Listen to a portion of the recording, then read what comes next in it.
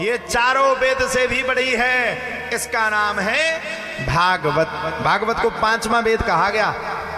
आरती में नहीं सुनते ये अमर ग्रंथ, ये मुक्ति पंथ, ये पंचम वेद निराला। ये 5वां वेद बड़ा निराला है। अच्छा बोले सुना किसने है इसको? बोले नारद मुनि ने। बोले रहन दो महाराज, तो झूठ बोल रहे। बोले क्यों? बोले नारद मुनि को तो श्राप है, एक क्षण से ज्यादा कहीं टिक नहीं सकते, फिर 7 दिन कैसे टिके? बोले सुनो मैं सुनाता हूं। एकदा ही विशालायाम चत्वार ऋषियो मलहा सत्संगार्थ समायाता दद्द सुस्तत्र नारदम। एक बार की बात है, बद्री विशाल में 4 ऋषि पहुंचे, सनक, सनंदन, सनातन और सनत कुमार। चारों भाइयों ने सोचा नारद मुनि को भागवत की कथा सुनाएंगे। नारद मुनि को सुनाने गए, लेकिन सामने देखा नारद मुनि भी चिंतित बैठे थे। नारद मुनि भी चिंतित बैठे थे। पूछा नारद मुनि चिंतित क्यों हो? अरे बोले भैया मैंने पृथ्वी का पूरा परिक्रमा कर लिया, सारे संसार में कोई भगवान का भजन नहीं करता। अच्छा कहां गए?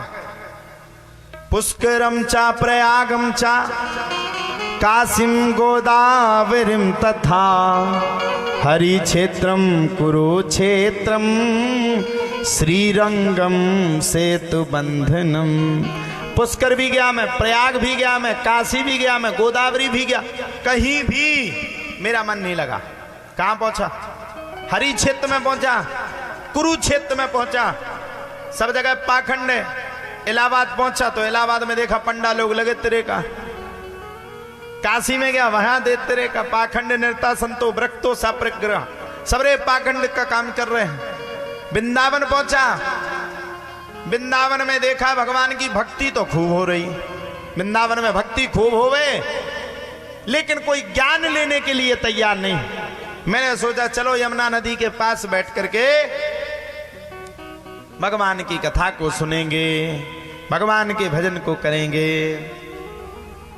अब जैसे ही मैं पहुंचा, अच्छा चूंकि कथा चैनल पर पूरी हो गई, 7 बज गए ना, तो सब लोग हमारे संस्कार यूट्यूब चैनल पे भी देख सकते, सत्संग चैनल पे भी देख सकते, सत्संग यूट्यूब पे भी देख सकते, और ऋषि जी सरकार हमारे यूट्यूब चैनल पे। अब यूट्यूब पे जरूर चल रही होगी कथा, तो सब लोग उसमें भी श्रवण करेंगे। अब बताओ तुम्हारे नौगांव नगर की कथा सत्संग टीवी के द्वारा देश विदेश पे चल रही है। एक बार जोरदार ताली हो जाए। बड़ी कृपा है, देश और विदेश में कथा का प्रसारण हो रहा। हमारे भैया का बहुत बड़ा आशीर्वाद है, उनकी कृपा से ये संभव है। एक बार जोरदार ताली हमारे भैया के लिए।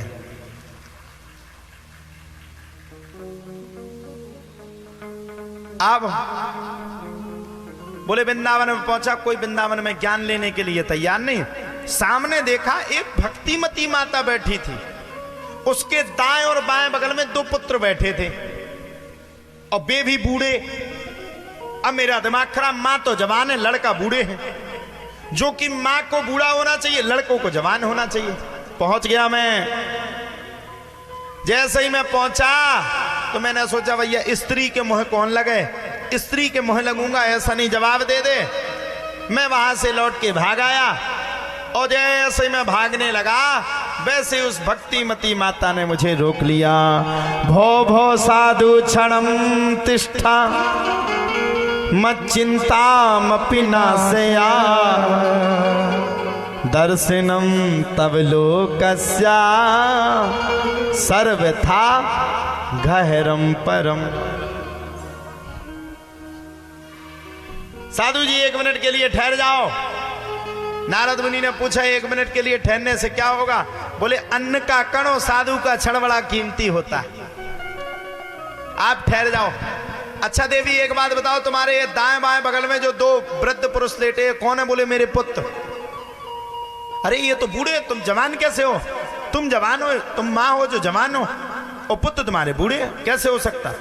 बोले सुनो महाराज, उत्पन्न द्रविड़े साहम वृद्धिं कर्णाटके गता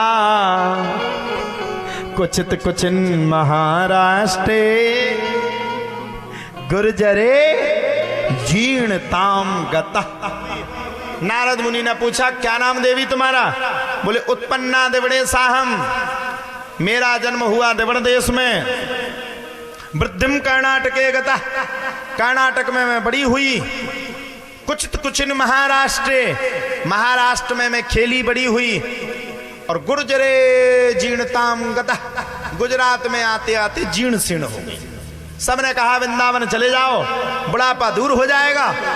वृंदावन तो आई, लेकिन वृंदावन में मैं तो जवान हो गई, लेकिन मेरे बच्चे ना तो कोई ज्ञान लेना चाहता, ना कोई वैराग्य पाना चाहता। जो वैरागी बनता है वो गड़बड़ हो जाता है।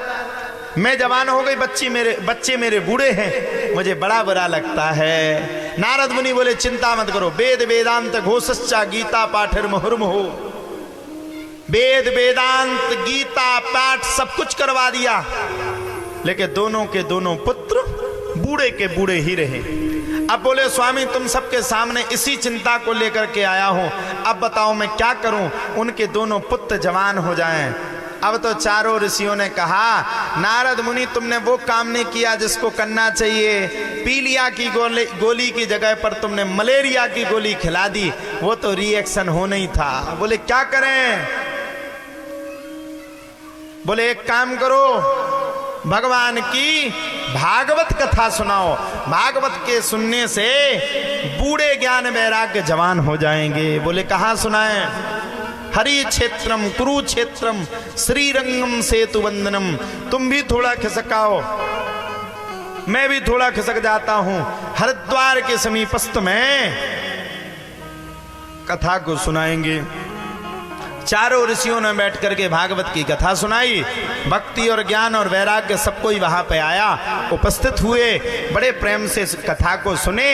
और जब कथा को सुने तो एक दिन में ही ताता थैया करते हुए नृत्य करने लगे। यानी कि बूढ़े ज्ञान और वैराग्य कथा के प्रभाव से अपने आप जवान हो गए। और पूरी कथा को सुना, भक्ति महारानी नृत्य करने लगी। भक्ति सुतौ तौ तरुणी गृहीत्वा प्रेमैक रूपा सहसा विरासी। श्री कृष्ण गोविंद हरे मुरारे, हे नाथ नारायण वासुदेव, हे नाथ नारायण वासुदेवा। भक्ति महारानी के दोनों पुत्र जवान हो गए। उसने पूछा प्रभु मैं कहाँ पर प्रवेश करूं? बोले जाओ भक्तों के दिल में, भक्तों के हृदय में प्रवेश कर जाओ। भक्ति महारानी हम सबके हृदय में बैठ गए। अब जब भी कथा सुनते हैं तो ये कथा कैसे सुनने? हमारे अंदर की भक्ति जग गई।